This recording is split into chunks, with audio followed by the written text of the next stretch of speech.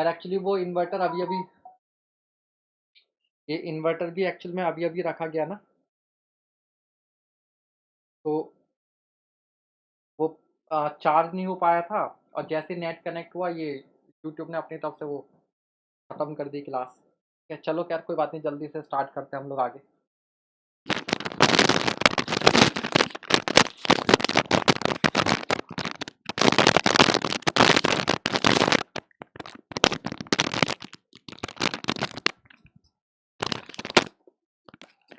चलिए, तो next question क्या है आपका? A railway yard in which wagons are received, sorted and new trains are formed are is called marshalling art. Marshalling art. अब आ रही होगी आवाज नवीन चंद्र जी, आवाज आई, अब आ रही होगी आवाज, ठीक है। तो मैं बोला था एक्चुअली इन्वर्टर अभी अभी रखा गया तो पूरी तरीके से चार्ज नहीं हो पाया था, तो पावर कट हो गई थी, तो प्रॉब्लम हो गई थी, ठीक है। चलिए नेक्स्ट क्वेश्चन,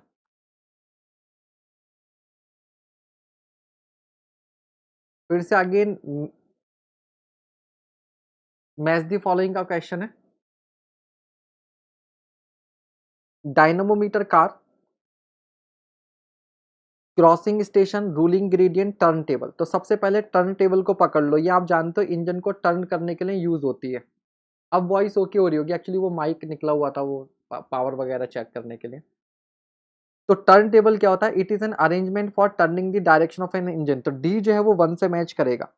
डी जैसे ही 1 से मैच करेगा, आपका आंसर या तो बी होगा या सी होगा। और जैसे ही डी 1 से मैच करेगा, सी आपका 4 से मैच करेगा। Because what is ruling gradient? It is maximum rising gradient of railway track depending on engine power. अब बचा crossing station and dynamometer car. तो क्रॉसिंग स्टेशन क्या है? Station on a single railway track system where up and down trains can pass each other. तो नाम से मालूम चल रहा है बी आपका किससे मैच करेगा? 3 से।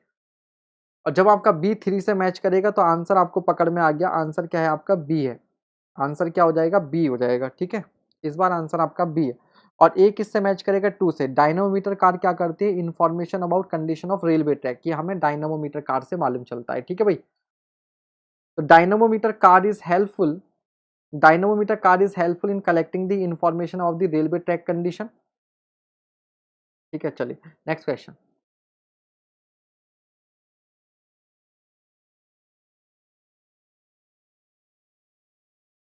Squaring of sleepers through packing consist of. Squaring of sleepers का मतलब क्या होता है? तो इसका मतलब होता है adjusting the ballast under sleepers to space them parallel to each other. Sleepers के अंदर बैलास्ट को इस तरीके से रखा जाता है कि जो स्लीपर्स है वो एक दूसरे के पैरेलल रहे, जिसको बोलते हैं squaring of sleepers. Squaring of sleepers, ठीक है भाई।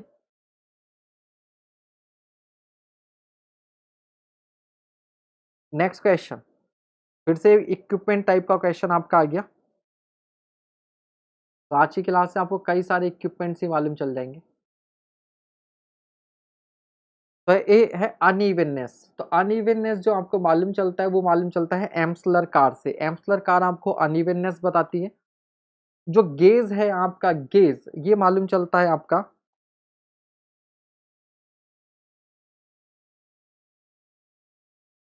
ठीक है। ये मालूम चलता है आपके पास 3 से, फीलर एंड स्प्रिंग से। सुपर एलिवेशन जो होता है आपके पास, सुपर एलिवेशन ये आपका होता है जायरोस्कोपिक पेंडुलम से, ठीक है। और अलाइनमेंट जो होता है, अलाइनमेंट जो होता है आपके पास, ये अलाइनमेंट आता है ट्रैक रिकॉर्डिंग कार से, ठीक है। तो डी जो है वो आपका 1 से मैच करेगा, तो यहाँ से आपको क्वेश्चन को करने में आसानी होती। D alignment track recording car से हो जाएगा।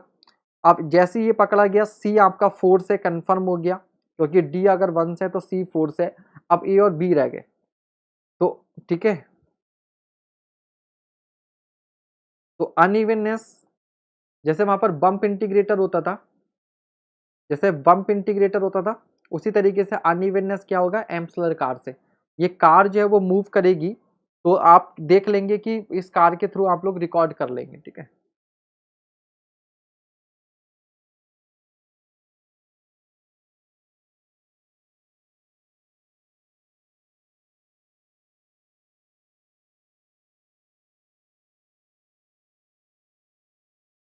हाँ, ये नया इवेंट बनाया बिकॉज पिछले इवेंट में वो बीच में गड़बड़ हो गई थी, ठीक है।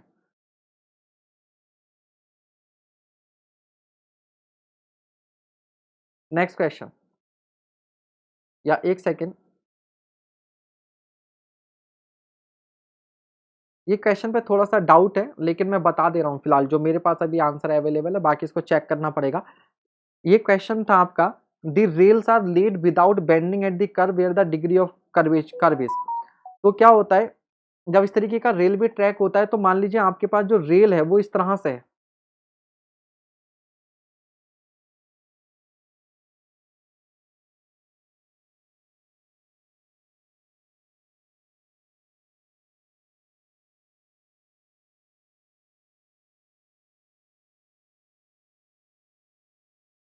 ये आपके पास रेल है। अब मैं इसको केवल ये इस तरह से दिखा रहा हूं, तो ये रेल अभी क्या है आपके पास स्ट्रेट है, तो कर्व पर क्या होगा, हमें इस रेल को बेंड करना पड़ेगा। बेंड करने का मतलब समझ रहे हो आप, इसको इस तरीके से बेंड करना पड़ेगा हॉरिजॉन्टल प्लेन में, इसको हॉरिजॉन्टल प्लेन में बेंड करना पड़ेगा इस तरीके से। एक मिनट में अभी मैं करके बता रहा हूं।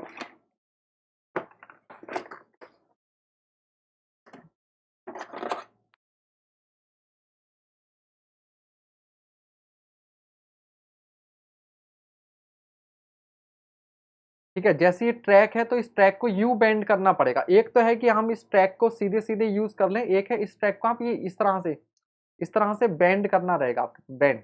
ठीक है, इसको यूं बेंड करके यूज करेंगे आप कर्व पर। थोड़ा सा कैमरे के हल्का सा वो है,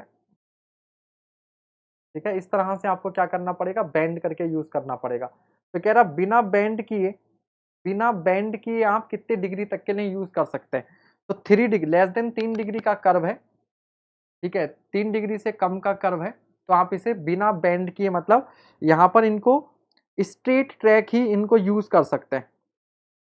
क्योंकि ऐसे केस में क्या होता है, जितनी कम डिग्री होगी रेडियस उतनी ज्यादा होगी, जितनी ज्यादा रेडियस डिग्री होगी, ऐसे केस में कॉर्ड लेंथ और आर्क लेंथ क्या होती है, सेम होती है। कॉर्ड लेंथ एंड जितनी ज्यादा रेडियस होगी, रेडियस जितनी ज्यादा होगी, डिग्री ऑफ कर्वेचर क्या होगा, उतना ही कम होगा। तो ऐसे केस में आर्क लेंथ लगभग बराबर होती है कॉर्ड लेंथ के। ठीक है, तो जितना कम होगा उतना अच्छा होगा। तो फिलहाल इसका जो आंसर है वो लेस देन 3 डिग्री है। एक बात और याद रखिएगा, ऑप्शन के उससे भी मालूम चल रहा है 4 degree, 5 degree equal to 3 degree, less than 3 degree, less than आना जरूरी है। यहां पर इसका मतलब हो गया only for 4 degree where the degree of curve is, तो इसलिए भी इसका आंसर ए है, आंसर ए ही सही है। इनके ऑप्शंस की लैंग्वेज से कंफर्म हो गया। Where the degree of curvature is 4 degree, इसका मतलब 4 डिग्री के कर्वेचर के लिए ऐसा करेंगे क्या, equal to 5 degree, equal to 3 ना, लेस देन 3 डिग्री, 3 डिग्री से कम तक के लिए, क्योंकि जितना कम होगा उतना अच्छा है। तो इससे भी मालूम चल गया आंसर ए ही है। बाकी इसको थोड़ा बहुत गूगल कर लीजिएगा, ज्ञानवर्धन हो जाएगा। आंसर इज ए, समझ गए, answer is a.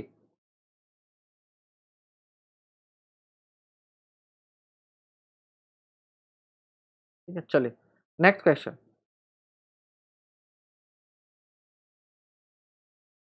In India the ruling gradient provided plains for one locomotive train is. ठीक है, कोई बात नहीं, कर लेंगे। जैसे मैंने बोला, मुझे अभी इसे गूगल करने का टाइम नहीं मिला, और इस तरह के क्वेश्चन जो सीधे सीधे किसी भी नोट्स में या बुक्स में नहीं मिलते हैं।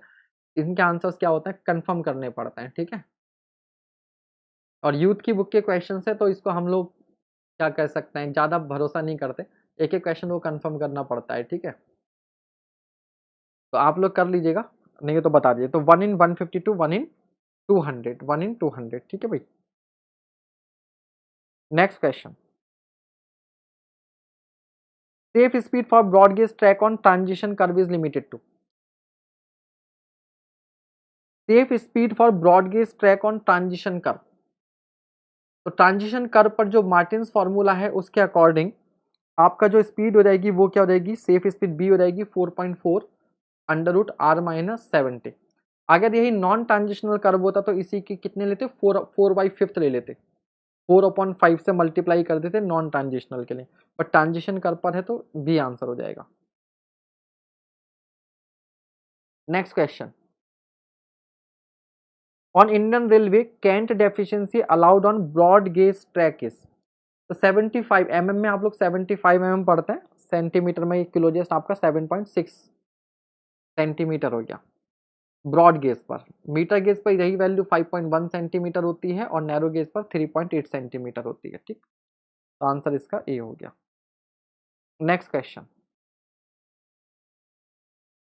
To provide a cant in rails wooden sleepers are cut to a slope at rail seat which is known as. ठीक है, तो आपको मालूम है इसका आंसर क्या है, एड्जिंग। तो स्लीपर को इस शेप में बनाया जाता है ताकि रेल को इस तरीके का क्या दिया जा सके, स्लोप प्रोवाइड किया जाए। Answer is edging. Next question, minimum depth of ballast cushion for a broad gauge wooden sleeper of size 275 गुना 25 गुना 13 centimetre with 75 centimetre sleeper spacing. तो आपको मालूम है S minus W upon two D बराबर, ये कितनी बार ये क्वेश्चन करा चुके हैं। तो स्पेसिंग 75, विड्थ आपके पास 25 अपॉन टू, तो 50/2 कितना हो गया, 25 सेंटीमीटर इज दी आंसर। ठीक है, पेन भी नहीं चलाना पड़ेगा आपको, अब इतनी प्रैक्टिस आपकी हो गई है। Next question, in railways most severe gradient is gradients of rack railways, pusher gradient, momentum, exceptional. तो पुशर ग्रेडियंट जो होता है वो सबसे ज्यादा सीवियर होता है क्योंकि यहाँ पर आपको क्या करना पड़ता है, एक एक्स्ट्रा इंजन लगाना पड़ता है गाड़ी को धकेलने के लिए, पुश करने के लिए। ठीक है, तो pusher gradient, answer is B. Next question,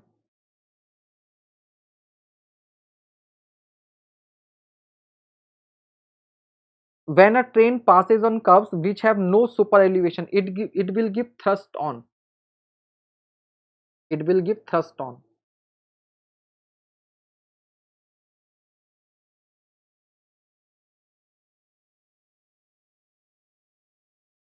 क्या आंसर होगा इसका,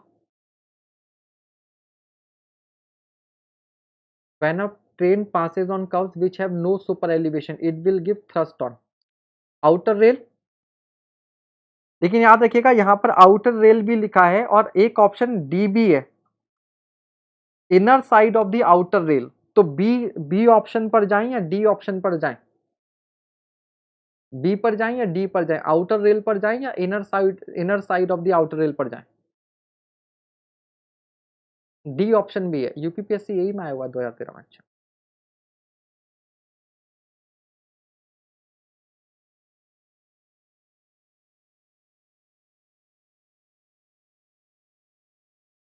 हाँ जी, क्या आंसर होना चाहिए।